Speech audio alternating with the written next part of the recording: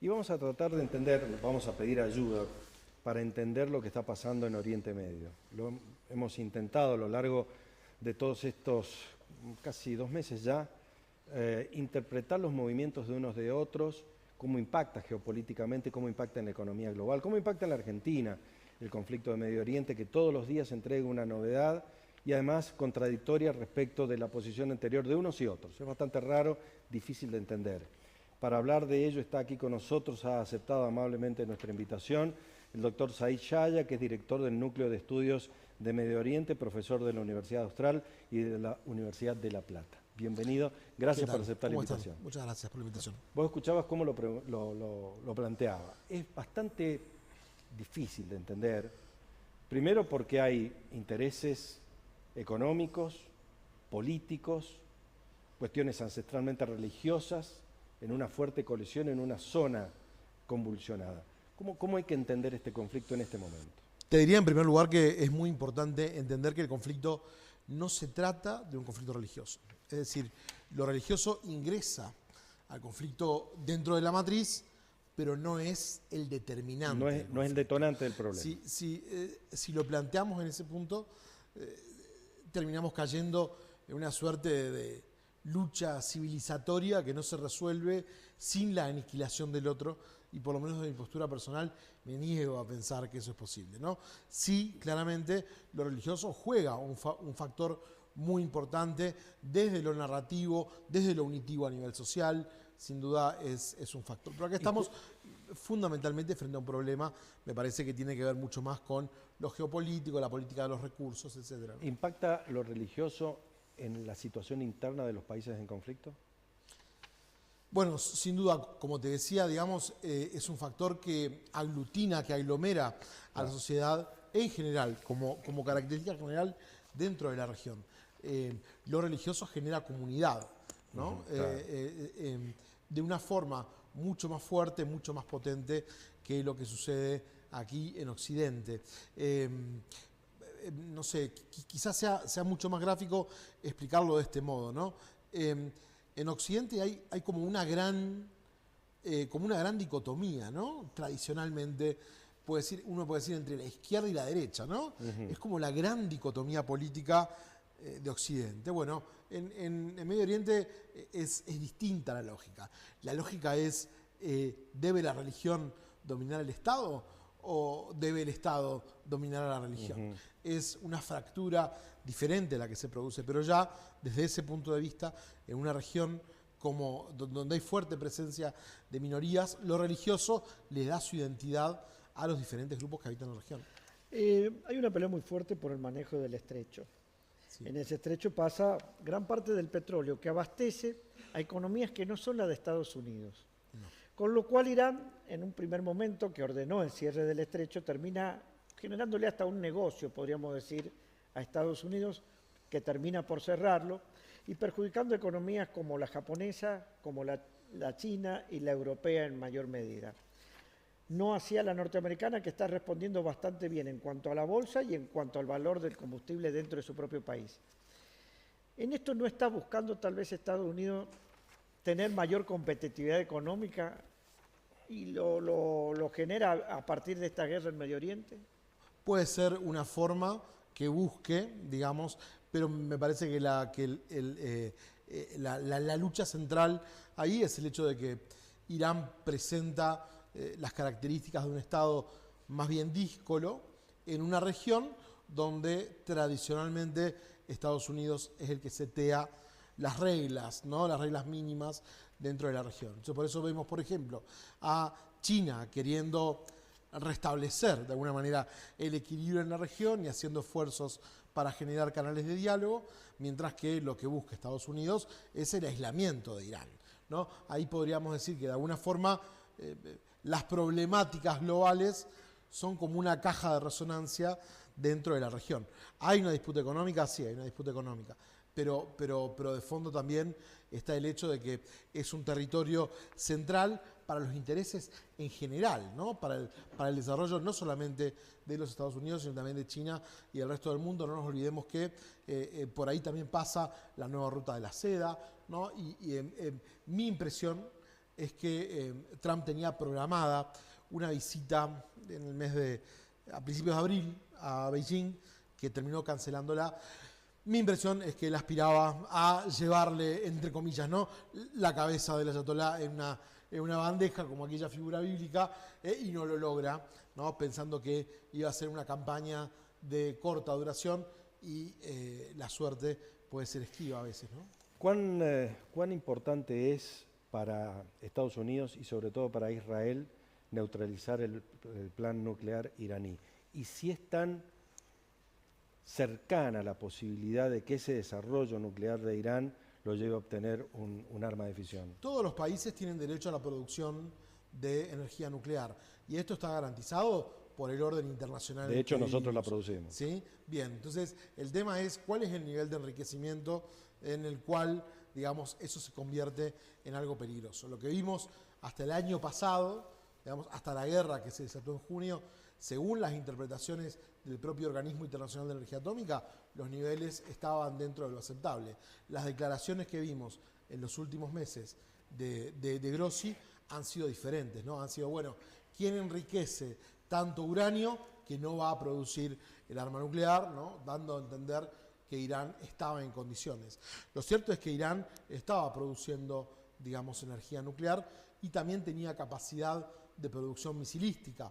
Digamos, ¿podría haber producido armamento nuclear? Bueno, sí, hay otros países en la región que también tienen armamento nuclear y, digamos, no son cuestionados por la potencia de turno, ¿no? Me parece que lo que hay que alcanzar es un orden que genere una región libre de armas nucleares. ¿Por qué le genera entonces ese miedo Irán a Occidente?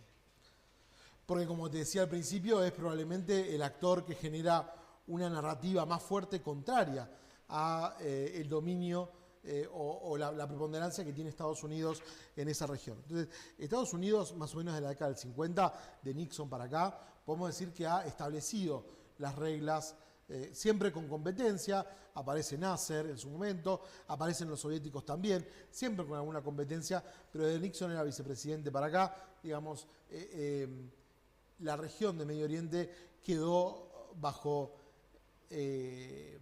una suerte de arbitrio de los Estados Unidos, o Estados Unidos jugó un papel preponderante. Bueno, justamente, en un escenario como este, el objetivo es neutralizar lo más posible aquello que dañe a los intereses de los Estados Unidos. Esa es la lógica con la que está actuando. Y en ese sentido, Israel es un socio muy relevante para Estados Unidos en la región.